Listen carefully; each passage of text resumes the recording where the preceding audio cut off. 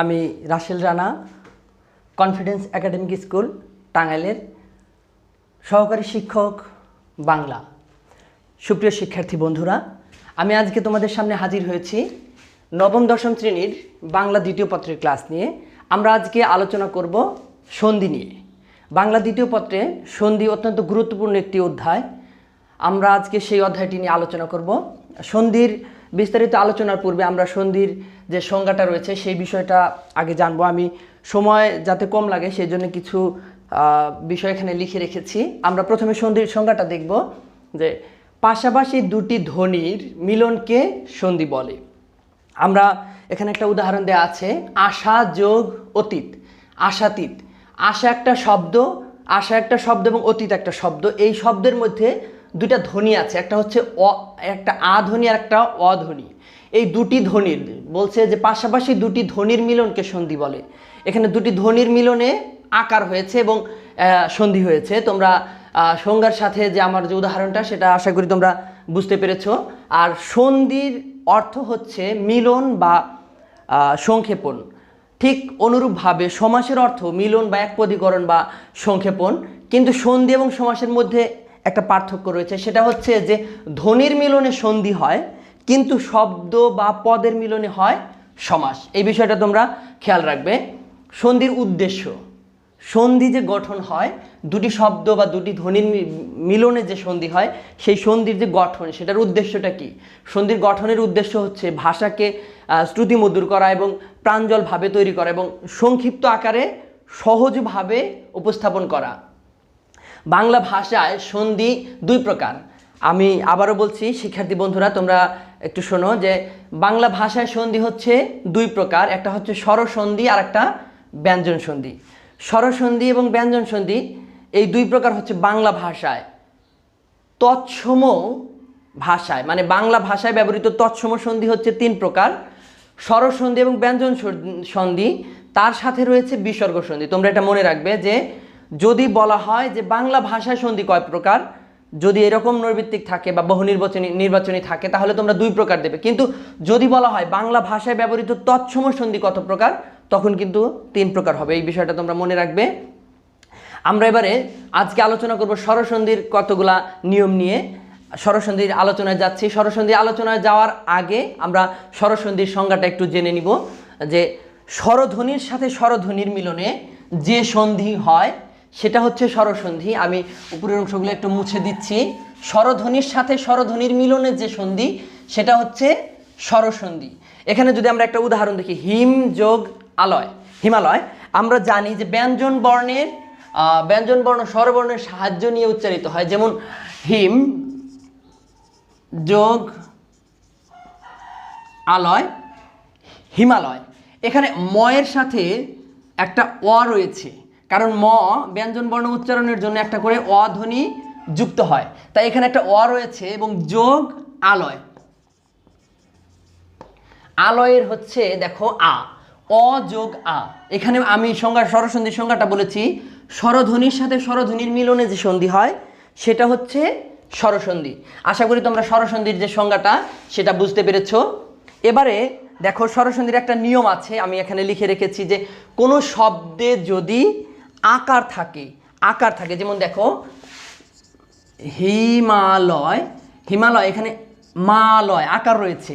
এই আকারযুক্ত যে সন্ধিটা রয়েছে, বা আমরা যদি দেখি যে অ অবলিক আ যোগ অ অবলিক আ, এইখানে নিয়মটা হচ্ছে এরকম যে অ যোগ অ যোগ আ যোগ আ যোগ আ, এটাকে আমরা অবলিক দিয়ে লিখেছি। আশা করি তোমরা বিষয়টা বুঝতে পেরেছো। দেখো যে এইগুলা সবগুলা মিলে কি হয়, আকার হয়। তার মানে যদি আকার থাকে তাহলে আমরা এরকম ভাবে লিখতে পারবো, হয় অ হবে, না হয় অ আ হবে, না হয় আ অ হবে, না হয় আ হবে। যেমন দেখো হিমালয় শব্দটা যদি আমরা সন্ধি বিচ্ছেদ করি যে হিম যোগ আলয়, এখানে কি হয়েছে অ যোগ আ।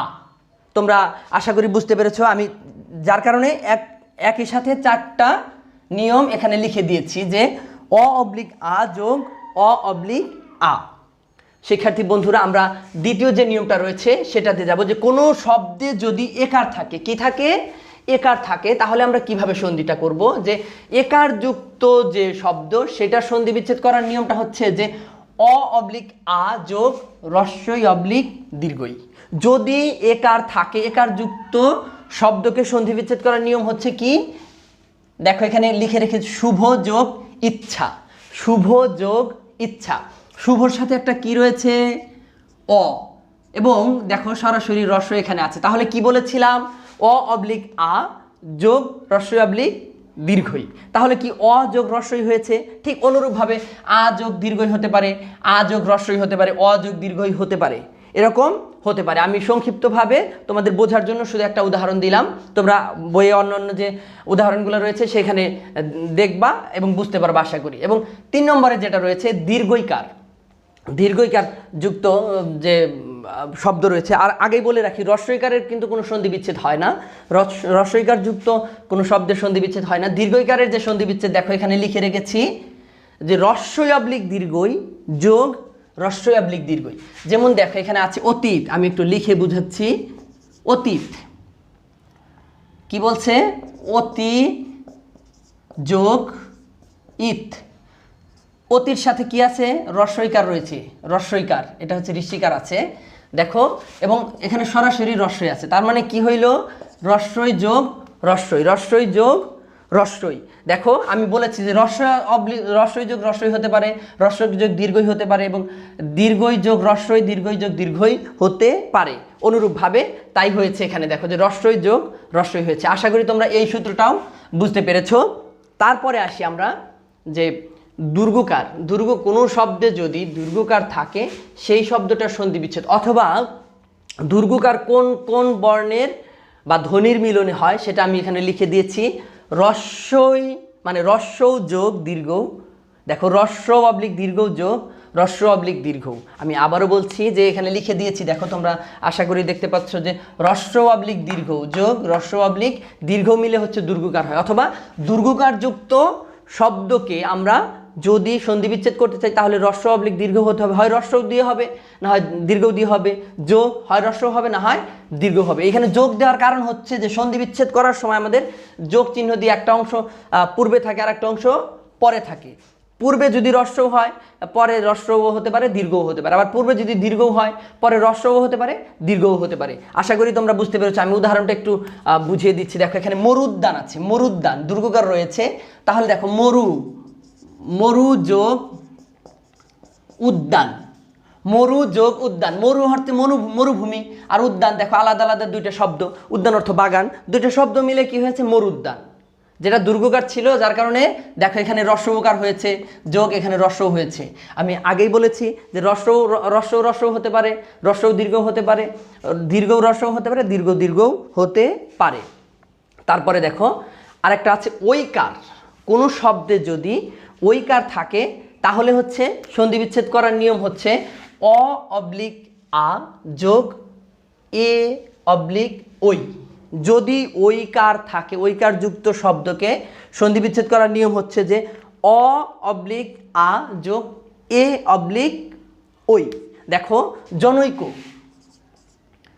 জনৈক এখানে ঐকার আছে, দেখো ঐকার, ঐকার থাকলে কি হবে, হয় অ হবে না হয় আ হবে, যোগ অ এ হবে না হয় ও হবে। দেখো জন যোগ এক, এটা কিন্তু এক, কোনোভাবে শিক্ষার্থী বন্ধুরা এটাকে কখনো এক বলবা না, এক বললে তাহলে সেটার উচ্চারণ কিন্তু ভুল হবে, এটা তোমরা মনে রাখবে। জন, জনের সাথে কি আছে, একটা অ যোগ এ। চলে আসছি দেখো আমাদের উদাহরণের যে সন্ধি বিচ্ছেদ করলাম সেই সন্ধি বিচ্ছেদ এবং নিয়মের সাথে কিন্তু একদম পুরোপুরি মিল রয়েছে।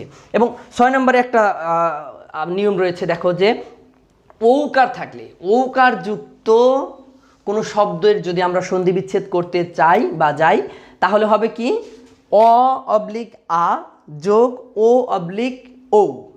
দেখো ঔকার, যেমন দেখো বনৌষধি, এখানে একটা উদাহরণ আছে বনৌষধি, বনৌষধি, দেখো ঔকার রয়েছে এখানে, ঔকার থাকলে কি হবে, বন যোগ ঔষধি বা ঔষধি, দুইটাই সঠিক। তোমরা মনে রাখবে বন অ যোগ ও ও আসছে, যে কোনো একটা দিলেই হবে। তো আশা করি তোমরা এই পর্যন্ত বুঝতে পেরেছো যে স্বরবর্ণের যে কতিপয় নিয়ম রয়েছে আমি তোমাদের বোঝানোর চেষ্টা করলাম। আশা করি তোমরা বুঝতে পেরেছো। তারপরেও যদি কোনো সমস্যা হয় তোমরা আমাদের যে কমেন্টস বক্স রয়েছে সেখানে লিখে দিবে তোমাদের সমস্যাগুলো, আমরা সমাধান করার চেষ্টা করব। সে পর্যন্ত আবারও তোমাদের সাথে দেখা হবে। সে পর্যন্ত তোমরা সবাই সুস্থ থাকো, সুন্দর থাকো, এই প্রত্যাশা রাখি। সবাইকে কনফিডেন্স শিক্ষা পরিবারের পক্ষ থেকে আবারও শুভেচ্ছা এবং অভিনন্দন জানিয়ে আজকের মতো শেষ করছি। ধন্যবাদ সবাইকে।